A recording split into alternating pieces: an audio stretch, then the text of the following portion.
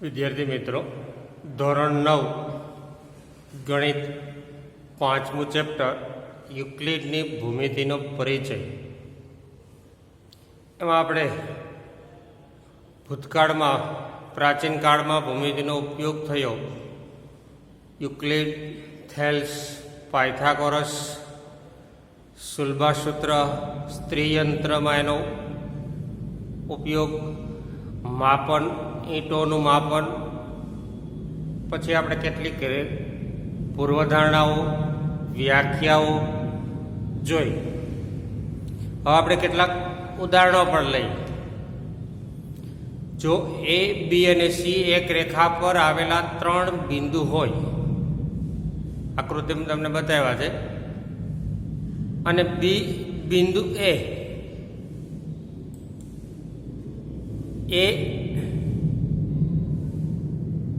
બી બિંદુ એ અને સીની વચ્ચે આવેલું હોય તો સાબિત કરો કે એ બી પ્લસ બીસી બરાબર એસી.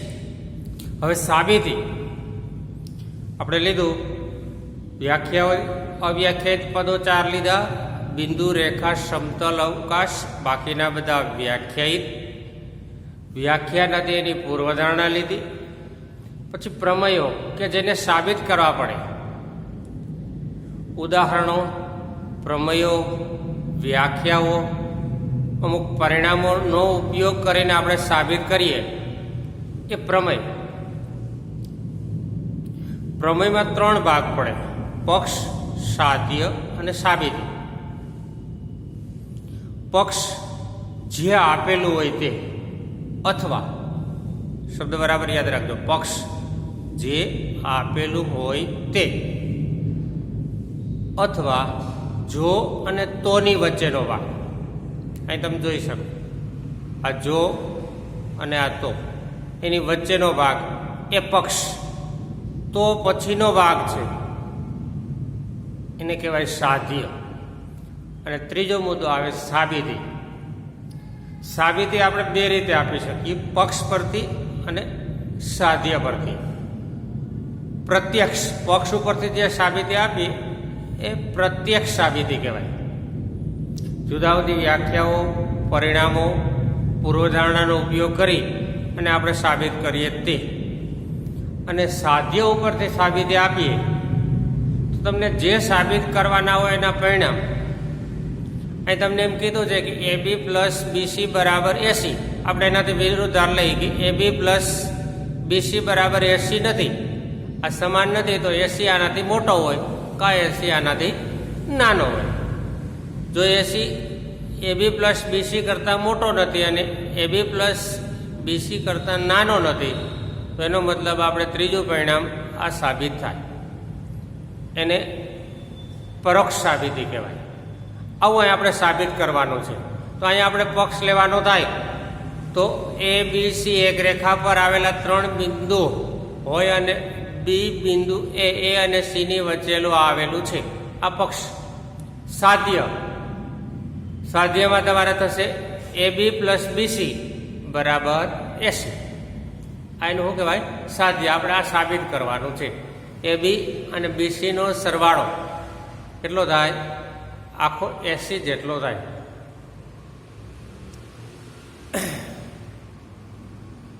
સ્વયંસિદ્ધ વાક્ય એટલે કે વ્યાખ્યા, પૂર્વધારણા.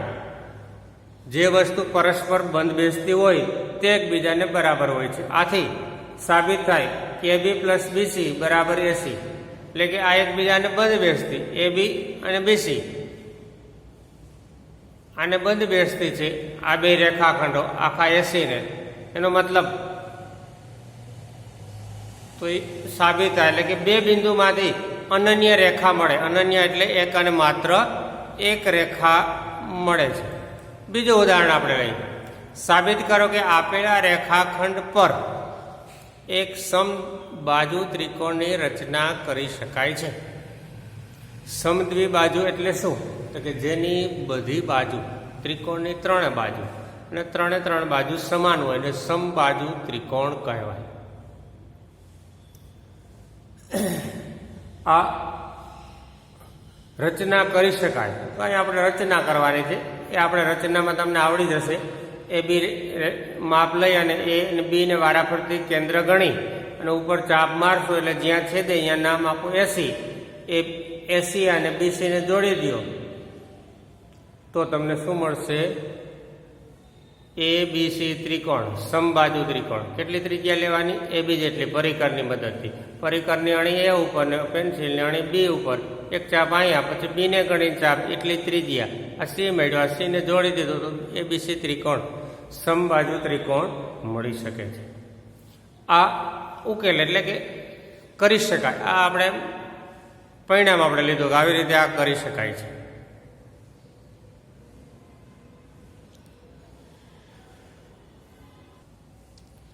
હવે આપણે ત્રીજું પરિણામ, બે ભિન્ન રેખાઓ એકથી વધુ સામાન્ય બિંદુ ન હોઈ શકે.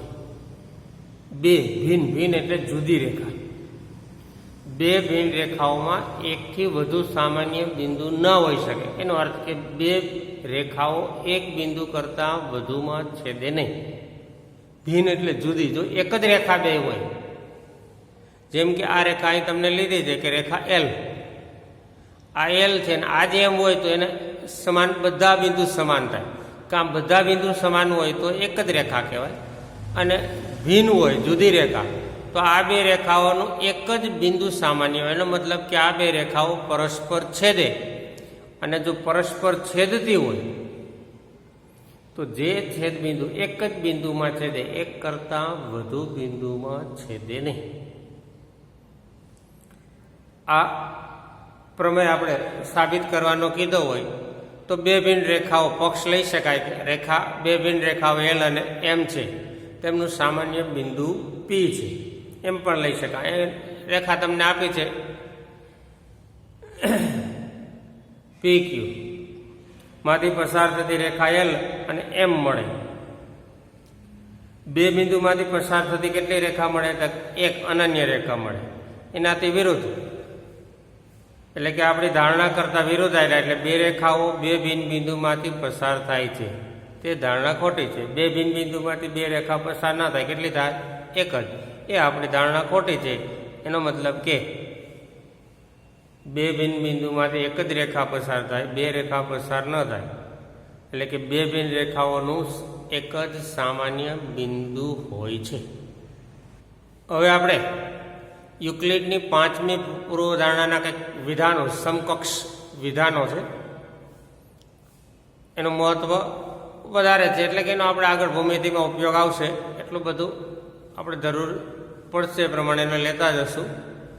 જો બે રેખાઓને છેદતી રેખાની એક તરફના બંને અંતઃખૂણાનો સરવાળો 180 થાય તો બંને રેખાઓ ક્યારેય છેદી ન શકે. આપણે ત્યારે આગળનું લીધું ત્યારે. જો એક બાજુના અંતઃકોણો, એક બાજુના ખૂણા,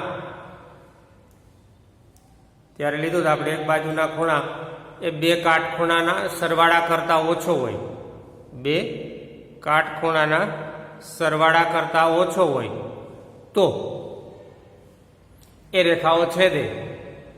એનો મતલબ કે બે કાટખૂણા એટલે 90 + 90 180, અંતઃકોણનો સરવાળો 180 થાય તો બંને રેખાઓ ક્યારેય છેદી ન શકે. છેદી ન શકે એનો મતલબ કે સમાંતર છે.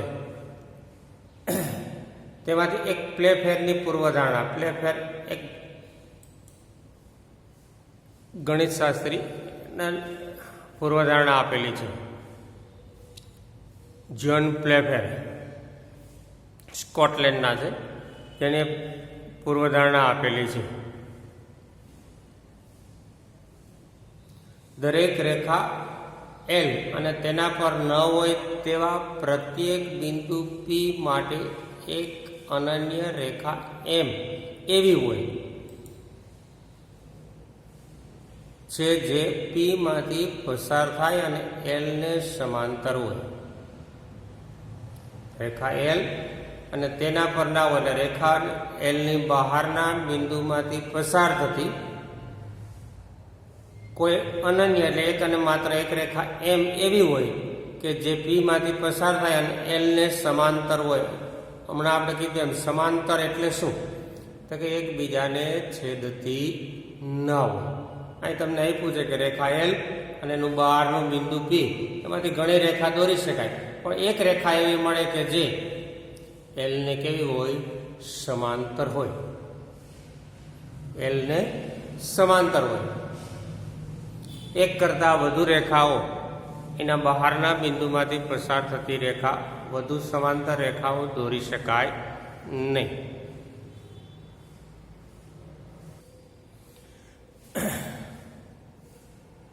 આ ભૂમિતિ યુક્લિડની ભૂમિતિની ખૂબ જ અલગ છે, જેને અયુક્લિડની ભૂમિતિ કહેવાય છે. અને ભૂમિતિની રચનાને સંકલ્પનાઓના ઇતિહાસમાં એક સીમા ચિહ્ન માનવામાં આવે છે, કારણ કે દરેક વ્યક્તિ એ વિશ્વાસ રાખતી હતી કે યુક્લિડની ભૂમિતિ એકમાત્ર ભૂમિતિ હતી અને સંપૂર્ણ વિશ્વ યુક્લિડમય ગોલીય છે. એટલે કે એના ગોલીય મતલબ જેમ આપણે કહીએ પૃથ્વી ગોલીય છે, એમ નક્કી થયું કે યુક્લિડ કે એ જ ભૂમિતિ છે. પણ વેલફેરે એનો વિરોધ જુદો આપ્યો, એને અયુક્લિડની ભૂમિતિ કહેવાય છે. ગોલીય ભૂમિતિમાં રેખાઓ સીધી હોતી નથી. આ રેખાઓ દીર્ઘ વર્તુળોના ભાગ હોય છે. આકૃતિમાં તમે જોઈ શકો રેખાઓ છે પણ સીધી નથી, ગોળાકાર છે. આપણી પૃથ્વી ગોળ તો ગોળાકાર છે. એક ગોલક અને તેના કેન્દ્રમાંથી પસાર થઈને જતા સમતલો દોરી શકાય. એક સમતલ દોર્યું છે, આવા બીજા બધા સમતલો દોરી શકાય. વિષુવવૃત્તીય રેખાઓ એન અને બીએન એક જ ગોળાનો દીર્ઘ વર્તુળનો ભાગ છે. એક જ રેખા એબી પર લંબ છે, પરંતુ તે એકબીજાને મળે છે. છતાં રેખા એબીના એક જ તરફના અંતઃકોણનો સરવાળો બે કાટખૂણાથી ઓછો નથી. એનો મતલબ કે બે કાટખૂણા એટલે કે 180 કરતાં ઓછો નથી.